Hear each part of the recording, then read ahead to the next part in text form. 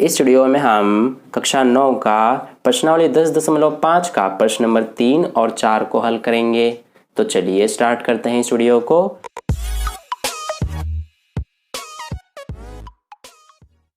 तो देखिए dear students, प्रश्न नंबर 3 में हमसे क्या पूछा गया है कि आकृति में कोण PQR 100 डिग्री है, जहां PQ तथा R केंद्र O वाले एक वृत्त पर स्थित बिंदु है। कोण OPR ज्ञात कीजिए। तो डियर स्टूडेंट्स, प्रश्न नंबर 3 के लिए हमें यह आकृति दिया गया है, जिसमें हमें क्या कहा गया है कि कोण PQR यानी कि ये वाला कोण हमें 100 डिग्री का दिया गया है। हमसे पूछा गया है कि कोण OPR यानी ये जो आप कोण देख रहे हैं, इसका मान हमें बताना है कितना डिग्री का होगा। तो देखिए, इस क्वेश्चन को सॉल्व करने के लिए हम क्या करेंगे कि यहाँ पर एक रचना करेंगे। रचना क्या करेंगे कि जो आप ये आकृति देख रहे हैं, ये हमारा एक वृत्त है। इस वृत्त का जो ये आप देख रहे हैं PR, ये ऊपर वाला हिस्सा ये लघु चाप है, और ये जो नीचे वाला हिस्सा है PR, ये दीर्घ चाप है। तो हम इस दीर्घ चाप पर एक बिंदु लेंगे। मान लीजिए ये हमने एक बिंदु लिया, जिसका नाम दे देते हैं S बिंदु। अब हम क्या करेंगे कि इस वृत्त के दो जीवा खींचेंगे। एक तो ये R और S बिंदु को मिलाते हुए इस तरह से एक जीवा खींचेंगे।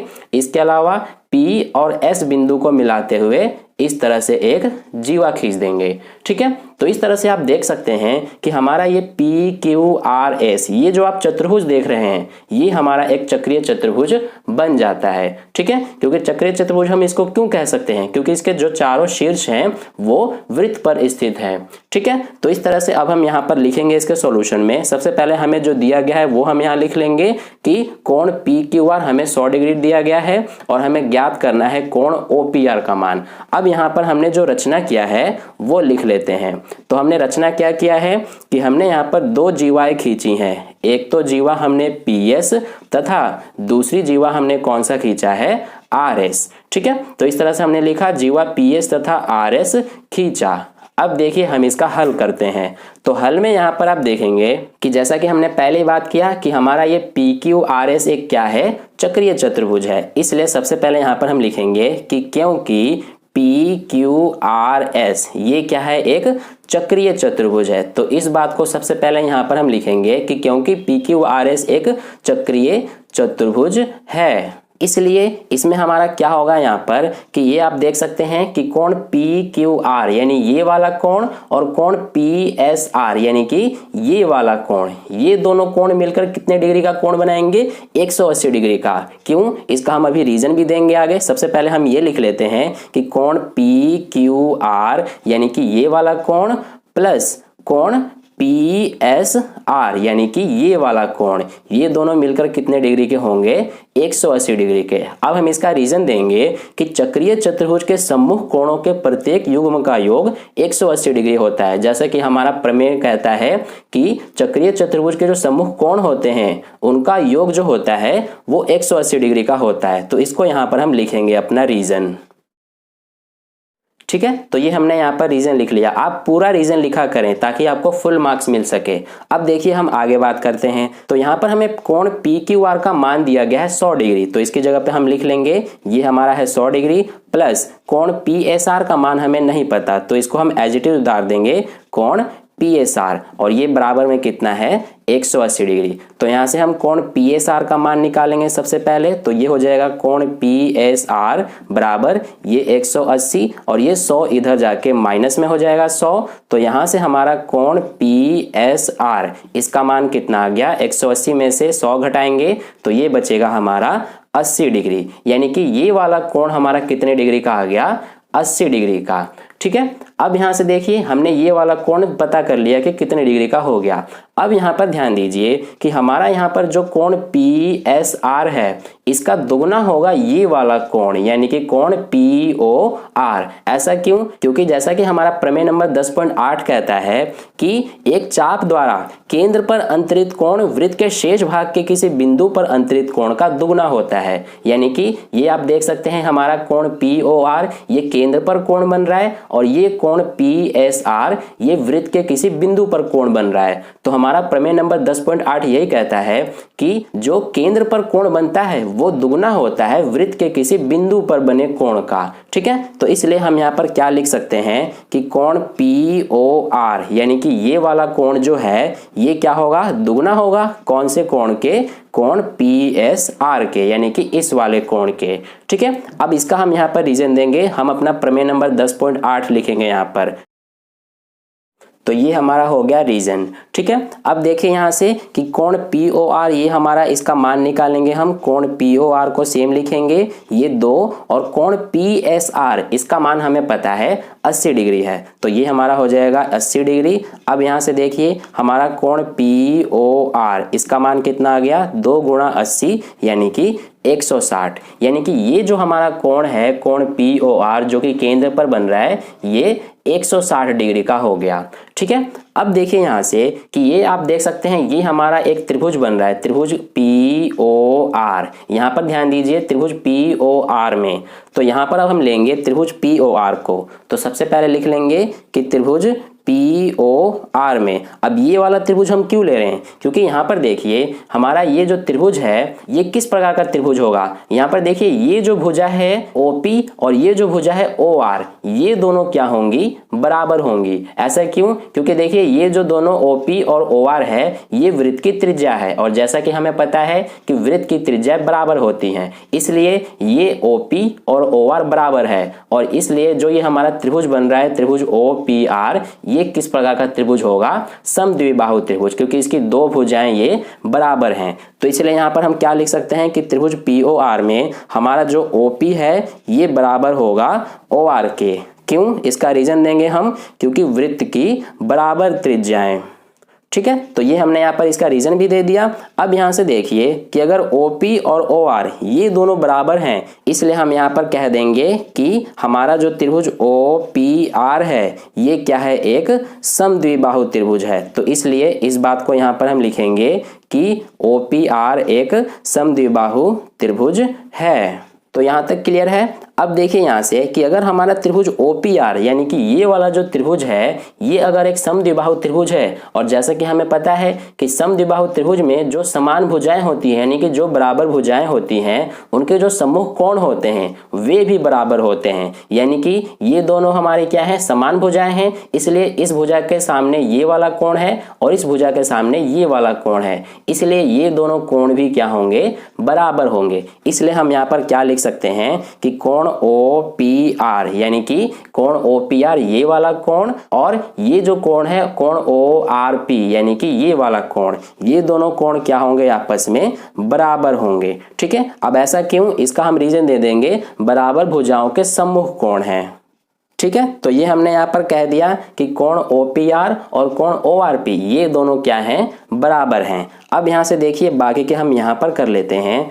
तो इस तरह से हम यहाँ पर क्या कह सकते हैं कि कोण OPR और कोण ORP और कोण ये POR यानी कि ये जो तीनों कोण हैं जो इस त्रिभुज के अंदर बन रहे हैं, ये तीनों मिलकर कितने डिग्री के होंगे, 180 डिग्री के, जो कि यहाँ पर हम इस बात को लिखेंगे कोण OPR प्लस कोण ORP प्लस कोण POR, तीनों मिलकर 180 डिग्री का कोण बनाएंगे। क्यों, क्योंकि जैसा कि हमें पता है कि त्रिभुज के तीनों कोणों का योग कितना होता है, 180 डिग्री, इसलिए यहाँ पर हम इसको लिख देंगे। ठीक है, तो ये हमने यहाँ पर दिखा दिया। अब यहाँ से देखिए कि हमारा यहाँ पर कोण OPR, इसको तो हम एज इट इज लिखेंगे, और ये जो हमारा कोण ORP है, हम इस ORP की जगह पे कोण OPR लिख सकते हैं। क्यों, क्योंकि यहाँ पर आप देख सकते हैं कि दोनों कोण बराबर हैं, इसलिए हम यहाँ पर कोण ORP की जगह पे कोण OPR लिख रहे हैं। अब हमने ऐसा क्यों लिखा है ये आपको आगे पता चल जाएगा। अब ये प्लस में कोण POR है, और कोण POR का मान हमें पता है 160 डिग्री, तो इसलिए यहां पर हम लिख देंगे बराबर में कितना है, 180। तो देखिए कोण OPR प्लस कोण OPR कितने हो जाएंगे, दोनों को जोड़ेंगे तो 2 कोण OPR। ठीक है, और ये हमारा यहाँ पर 180 हो जाएगा, और जो ये प्लस का 160 है ये बराबर के इधर जाएगा तो माइनस का 160 हो जाएगा। यानी कि यहाँ से हम क्या कह सकते हैं कि हमारा यहाँ पर अगर कोण OPR का मान निकालेंगे तो ये कोण OPR बराबर 180 में से 160 घटाएंगे तो 20 बचेगा, और जो 2 ये उधर गुणा में है बराबर के इधर जाएगा तो भाग में हो जाएगा। यानी कि ये 2 एकम 2, ये 10 दूना, यानी कि हमारा कोण OPR इसका मान कितना आ गया, 10 डिग्री। ठीक है, तो इस तरह से हमारा कोण OPR का मान 10 डिग्री आ गया। तो इस तरह से हमारा प्रश्न नंबर 3 का हल कंप्लीट हुआ। अब चलिए प्रश्न नंबर 4 का हल करते हैं। तो डियर स्टूडेंट्स, प्रश्न नंबर 4 में हमसे क्या पूछा गया है कि आकृति में कोण ABC बराबर 69 डिग्री है और कोण ACB बराबर 31 डिग्री है, तो कोण BDC ज्ञात कीजिए। तो देखिए डियर स्टूडेंट्स, इस प्रश्न के लिए हमें ये आकृति दिया गया है जिसमें हमें क्या कहा गया है कि जो कोण ABC यानी कि ये वाला जो कोण है हमारा, ये हमें 69 डिग्री का दिया गया है। ठीक है, इसके अलावा जो कोण ACB यानी कि ये वाला जो कोण है, ये हमें 31 डिग्री दिया गया है। ठीक है, हमसे इसमें पूछा गया है कि कोण BDC यानी कि ये वाला कोण हमें ज्ञात करना है। तो चलिए अब हम इसको करते हैं। सबसे पहले हम यहाँ पर लिखेंगे जो हमें दिया है, कोण ABC हमें 69 डिग्री और कोण ACB हमें 31 डिग्री दिया है। हमें इसमें ज्ञात करना है कोण BDC का मान। तो देखिए यहाँ से हम क्या करेंगे अपने हल में, सबसे पहले कि हम यहाँ पर त्रिभुज ABC, ध्यान दीजिए मैं इस वाले त्रिभुज की बात कर रहा हूँ, त्रिभुज ABC को हम लेंगे और ये वाले त्रिभुज में आप देख सकते हैं कि हमें कोण ये ABC और कोण ACB ये दो कोण दिए गए हैं। हम सबसे पहले ये वाला कोण ज्ञात करेंगे। कैसे? हम 180 डिग्री में से इन दोनों को घटा देंगे तो हमें ये वाला कोण पता चल जाएगा। तो यहाँ पर हम सबसे पहले लेंगे त्रिभुज ABC में। तो देखिए त्रिभुज ABC में हमारा क्या होगा, कोण BAC प्लस कोण ABC प्लस कोण ACB, तीनों मिलकर कितने डिग्री के होंगे, 180 डिग्री के। इसका हम रीजन देंगे कि त्रिभुज के तीनों कोणों का योग 180 डिग्री है। ठीक है, तो ये हो गया हमारा, जैसा कि हमें पता है कि त्रिभुज के तीनों कोणों का योग 180 डिग्री होता है, ये हमने यहाँ पर रीजन दे दिया।